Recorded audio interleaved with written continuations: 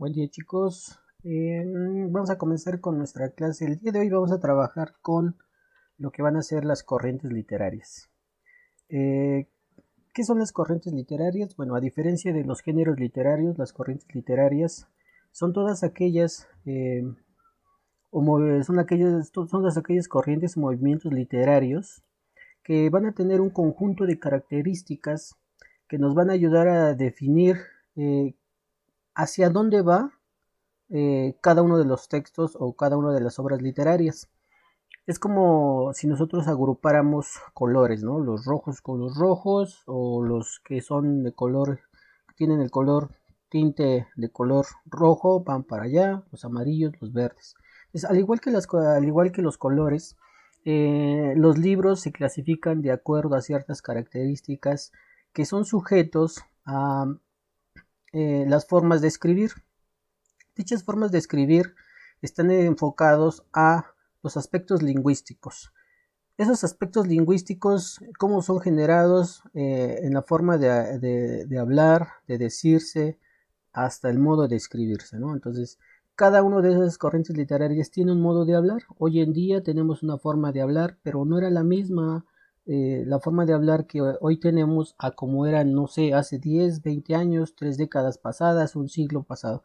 Entonces, esas van a ser formas de escritura de carácter lingüístico. Por otra parte, también el conjunto de características que determinan las formas de escribir dentro de una corriente literaria es la forma gráfica en la que uno escribe, en las formas en las que uno se expresa.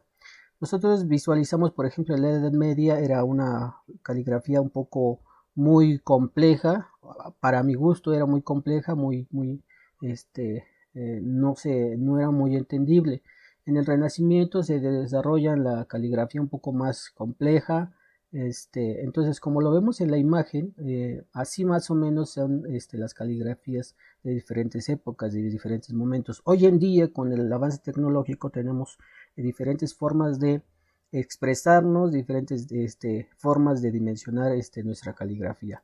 Y por último, las formas de escribir del por qué y para qué escribimos, para qué redactamos un cuento, para qué redactamos una novela.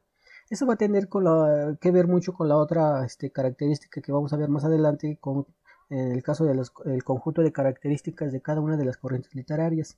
Entonces es importante que analicemos bien las cosas con respecto a las obras artísticas. ¿Por qué? Porque la otra forma, o otro conjunto de características va a ser la forma temática. Las corrientes literarias se clasifican o los textos literarios se clasifican de acuerdo al tema o a la temática que cada uno de nosotros tenemos dentro de nuestro haber. Entonces, cuando nosotros hablamos de temas, nos vamos a referir a lo siguiente. Por ejemplo, una temática que era muy recurrente, por ejemplo, en la Edad Media, en el Barroco, era hablar acerca de la nobleza, toda la élite que vivía en la parte o la cúspide de de nuestra forma de ver el mundo, ¿no? Entonces, si el mundo giraba alrededor del rey, pues hablaba del rey, de los nobles, de las princesas, de los caballeros, y de igual forma entendíamos esa vida noble o de la realeza, ¿no? Entonces, esa podría ser una temática. Otra temática muy recurrente y que es muy arraigada en las obras literarias es el tema del amor. El amor es un tema muy recurrente a la que muchos de los poetas, escritores, dramaturgos, este, o piezas musicales, porque no solamente es hablar de literatura, sino también es hablar de otras expresiones artísticas, pero se enfoca más a la literatura porque pues nuestro caso es literatura y hay que hablar sobre ellas. Entonces, el tema del amor es muy recurrente. Un tema más recurrente es el tema de la muerte, es ese misterio que nosotros nos engloba, que nos lleva de la mano.